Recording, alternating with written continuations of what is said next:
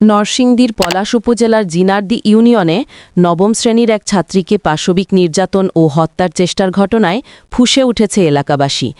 আজ সোমবার দুপুরে পলাশ উপজেলা পরিষদের প্রধান ফটকের সামনে পলাশ উপজেলা সর্বস্তরের জনগণের ব্যানারে এক বিশাল মানববন্ধন ও বিক্ষোভ কর্মসূচি পালিত হয়।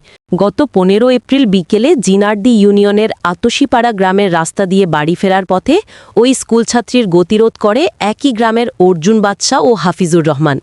তারা কিশোরীকে জোরপূর্বক পাশের একটি নির্জন কলাবাগানে তুলে নিয়ে যায় এবং সেখানে পালাক্রমে ধর্ষণ করে হত্যার চেষ্টা চালায়। ঘটনার পর পুলিশ হাফিজুর রহমানকে গ্রেপ্তার করলেও অন্যতম প্রধান অভিযুক্ত অর্জুন বাদশা এখনও পলাতক রয়েছে।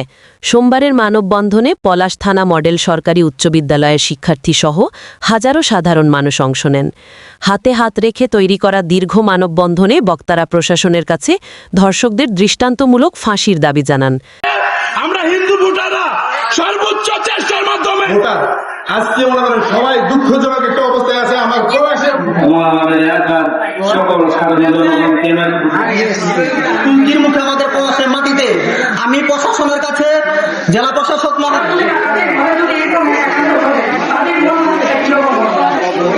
স্মার্ট পলিটেকনিক ইনস্টিটিউটের সম্মানিত অধ্যক্ষ আমাদের মাঝে বিরুদ্ধে অবস্থান নেবেন এবং যে প্রতিবাদ হচ্ছে এই প্রতিবাদের পক্ষে অবস্থান নেবেন।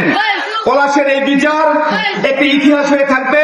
একটি উদাহরণ নিশ্চিত করেছি যে অপরাধী তাকে সর্বোচ্চ বিচার ফাঁসি হবে।